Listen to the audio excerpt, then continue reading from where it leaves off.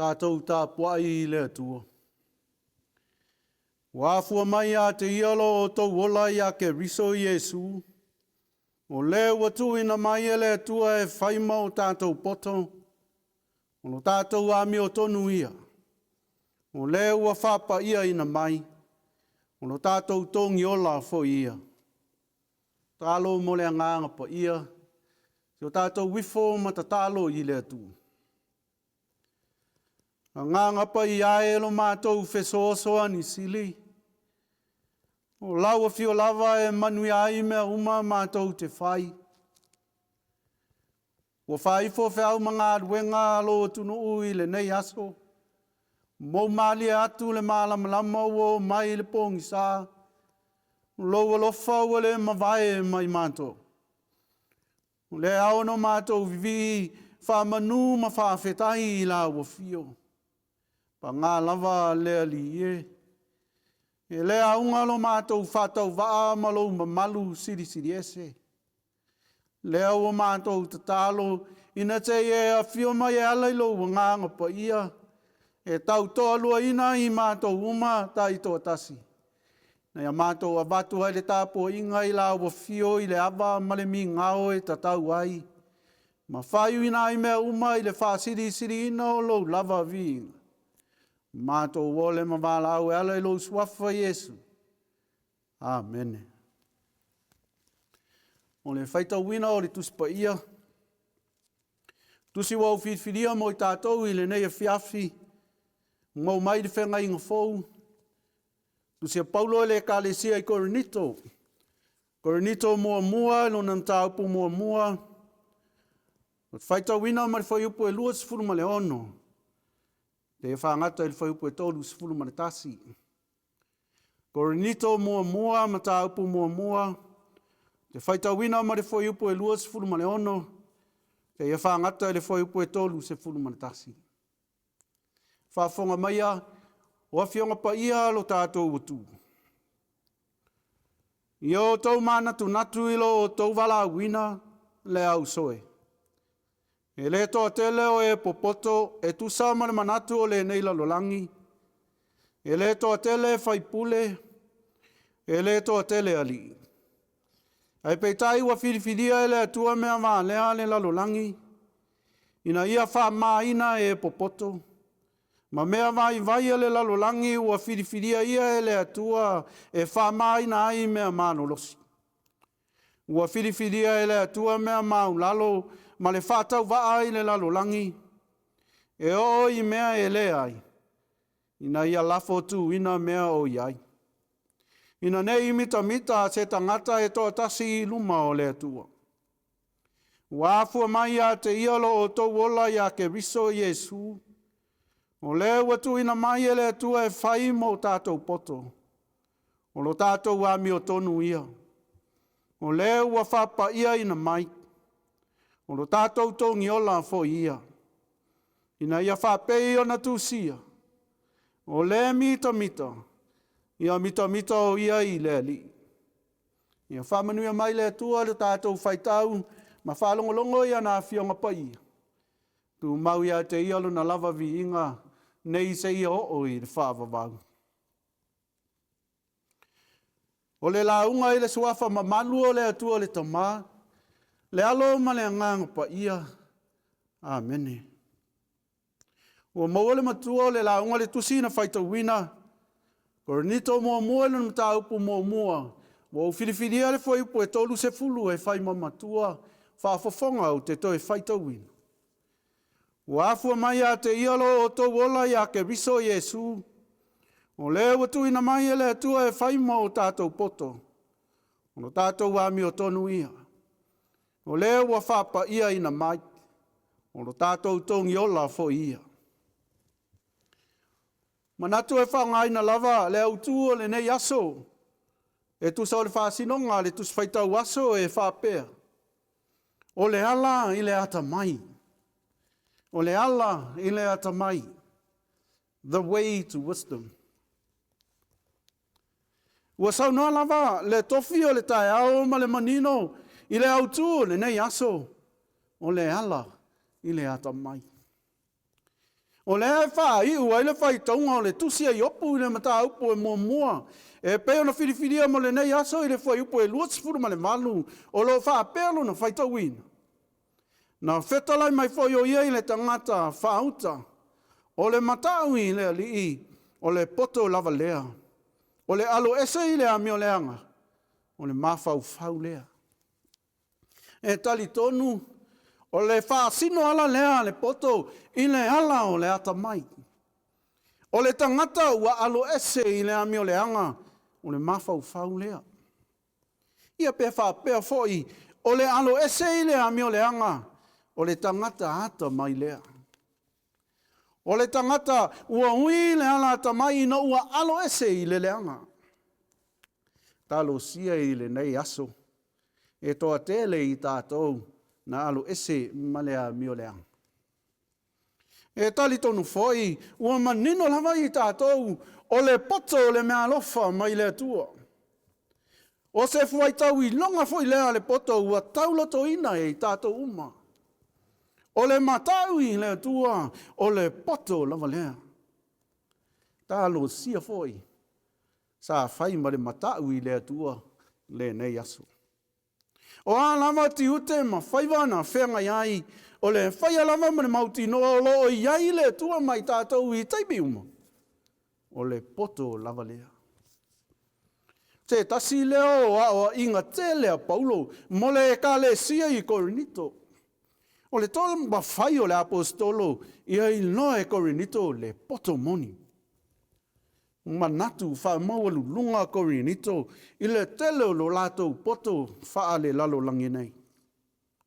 O le poto wa fi ai le whawhia poto. O lo wha pe i le tusi lawale nei Korinito mo moa. I le mata upo e tolu fo upo e se fulu ma le malu. Aua nei ai se tasi e wha se ina o ia e ia.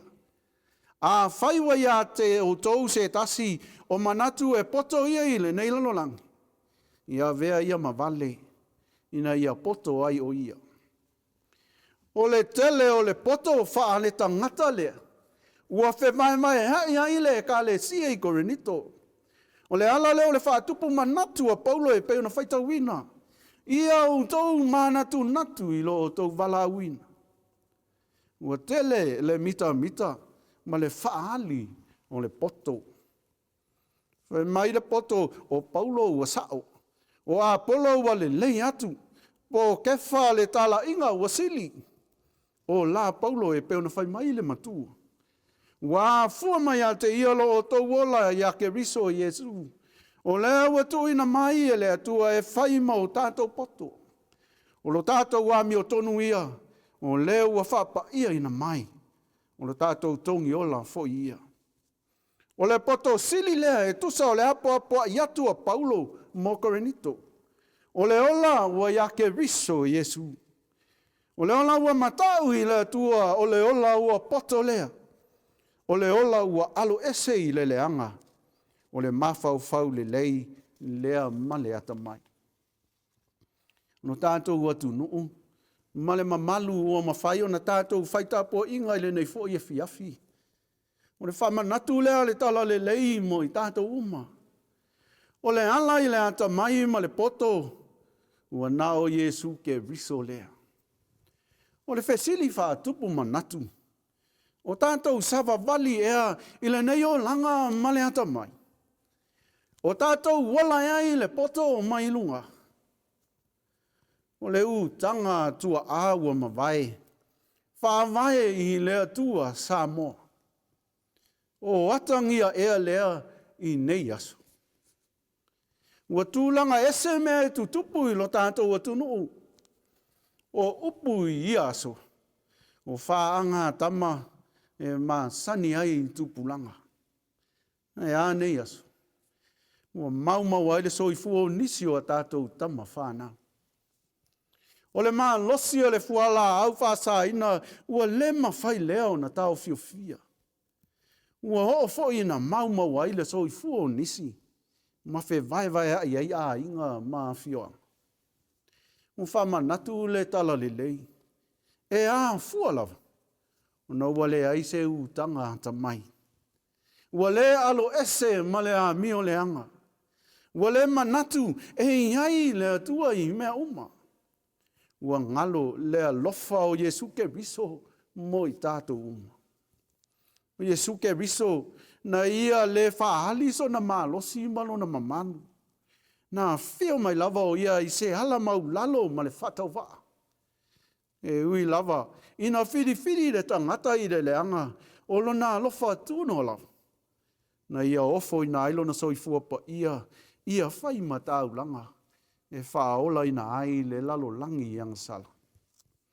O lea, o le mita, ia mita o ia i lea li. Ia vi ia i Yesu Keriso. Amen. Tātou pese, i le pese ua sauni.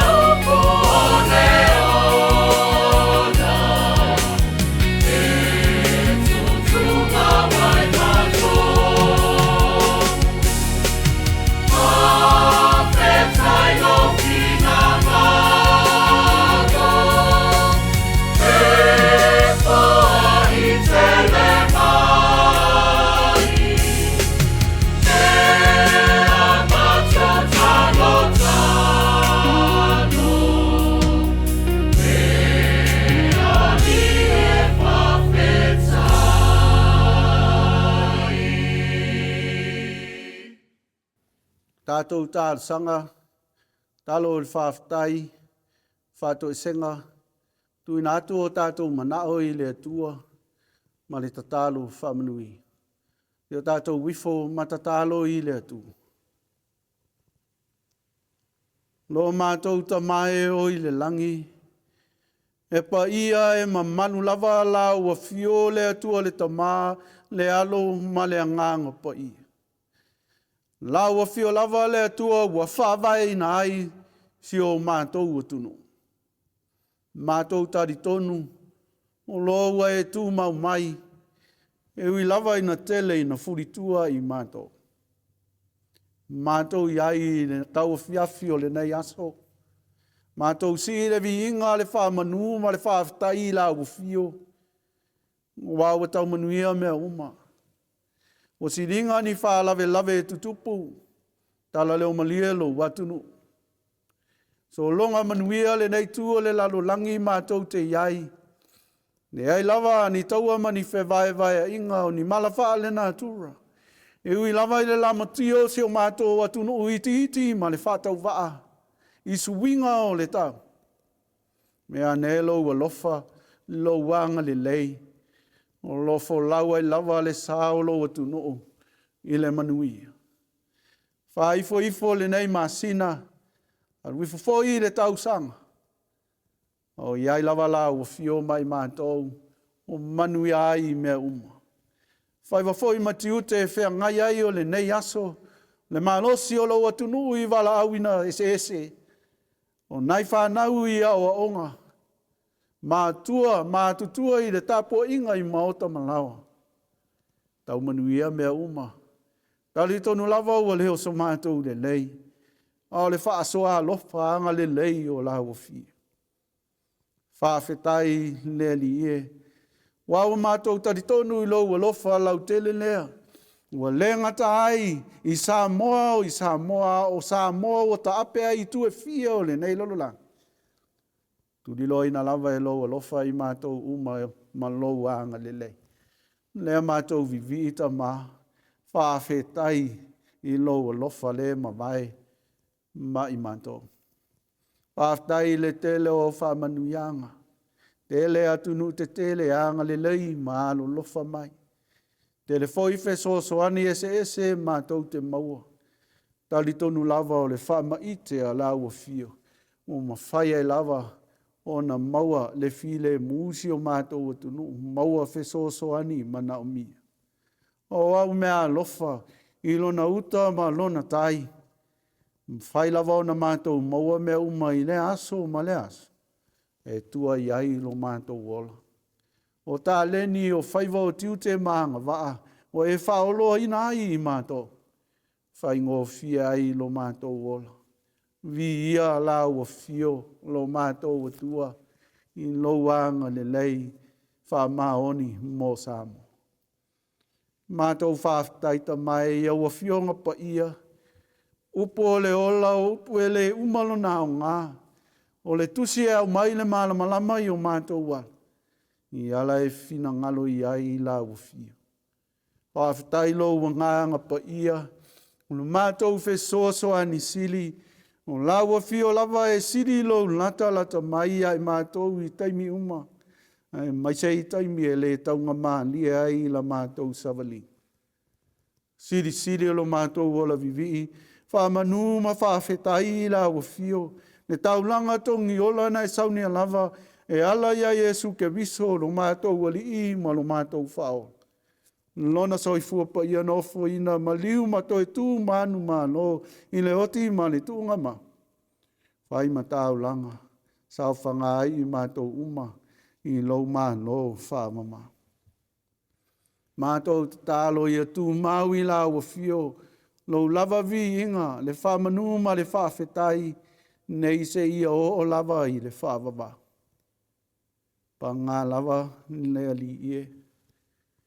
Ua nao na wha upu lo mātou whaavae i la ufia. Ua mamau lava lo atu nuu. Ma lo fina ngana. Ua se lava i mātou uma.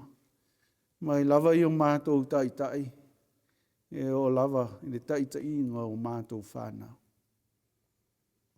Tele lo ua lofa o au whamanu ianga i a te i mātou. E mātou whamua i le manuia o le tangata lava ia. E whangalo la ua fia. Ua mua fu i o na pupu o mātou loto i me nau i ai o le ola nei. E mātou le whaia le vi inga o la ua fia. Mea umau o mātou maua marifile mu. Mātou no nofo i nei atu nuu to file mu. Se ase taimi. Mātou te vivi ai ma whaafo'i le whaafetai I la uwhia. Whaangalo lava e mātou loa lofa I na ātele. Mea fo'i ua mātou whaia. Ua mamao lava lea ma lau whina ngalo. Mātou o atu ai au numa le li e. E tali tonu I mātou. Ne ai lava so mātou wala e tasi e lilo I lau sira whanga pa ia. Mātou whātou ese ma le loto maulalo I au numa le tama. Pale mai lo wang le lei. Se ia e wha maa ngalo I asa moa I lona atoa. I o mātou se mahanga sala umala. Ia vea le toto pa Io Yesu ke biso lo mātou wadi I ma le whaola. Ia mama ngalo ai a mātou ang sala umala. Ia awa o pia fo ilo wanganga. Na ia mātou ilo na furitua I le leanga. Ai au na I la ua fio I le fia ma le whamao. Le atua tali mana oe. La ua fio lava e manuia moni ai I mātou. Mātou tatalo. Ia iai au wha manuianga I lunga o si o mātou atunu. O na tai o le malo le li e. Ia iai a lātou whai unga whai ma la ua fio. No lātou mātatau I la ua fio o le poto siri lea. E tai ai ma le manino lo atunu. Ia e whamanuia mo I lātou. Whaiva matiu te tau mawhai ai. La ua fio e maua ai le ala sili. Mātou talo foi mo tai. O e kāle sia uma. Na ia whaia peala lātou whātō whala inga ma la ua fio. Tupu ai maola le tala le lei. Sanga whaatala le lei na I pea o mātou tangata. Anga le lei la ua fio le li e. I le maa losi o le nei atunu. Nisi o tama whanau e sa iri atunu e mamau I le poto salalau. Ia maua a lātou moe mitinga ma fo ia wā le atia e ina o si o mātou atunu. Whamanuia fo I le maa losi o lo nuu I so se whaiva I so se tiute ua wala au ina ai le soifua. Ia e whamanuia. Maua pealo lātou ngānu lue ma le fia le au auna ma le whātua I la ufio. O loo e ai me uma. Anga le leita mai I whanau o le lumanai o Samoa. Whainga tāne I aso. Tele fesuia inga o whaososo. Alofa le ali ie. Whamanuia I lātou. Whamamau. Ma ia whainga tāo le ola. Ia tutupu I le mātatau I la ua fio. O le ala tasi e manuia ai I lātou. Anga le leila ua fio I nai o mātou ta māma nai tina mātutua. La lātou whaiva tā puai I mani tatalo. E manuia ai whaiva o lo atunu. Ia e whamanuia maua pealo lātou mālo losi male fia. O malava o na whātātitia e nai o mātou tua au o mawai. Le ala e tasi e manuia ai I mātou uma. Ua nao la ua fio. Mātou mana tua foi. Sa moa e ta ape ai le lalulangi I ona I tu e fia. Le tangata malana atia enga. Ia iai le manuia o la ua fio. O le nei po e malu maona whainga tā le alie. Tātou mala ua fio e maua ai malo longa. File mu. Nisi fo I e whea ngai ma wala awina ese o le po. Ia tau tai la ua fio. Mawai ai mātou le toa file mu le aso fo tua I mai. Wha fo wina. Wha o ngā pealo lātou soifua ma lo mātou ola. Ngi lau whea au ma lau ngā nuenga. O ia mātou tatalo neli ie. O foi na atu whātasi ma tatalo le leoa le tangata lava I. Ia whaia I ailo fina ngalo e manuia ai I mātou uma. A o le manuia ma le file mu o la ua fio le atua le tamā. Le alofa siri ese Yesu ke biso lo mātou alii ma lo mātou whaola. I le male maftanga whai pea mala o fio a nganga pa iai. Ia tu mau mai lea i o mātou lunga. Ma lunga o lau whanau whatua tua e maise lau fōwhanga i lona atoa. Nei se hi o i le whāwamau whāmamaula. Amen.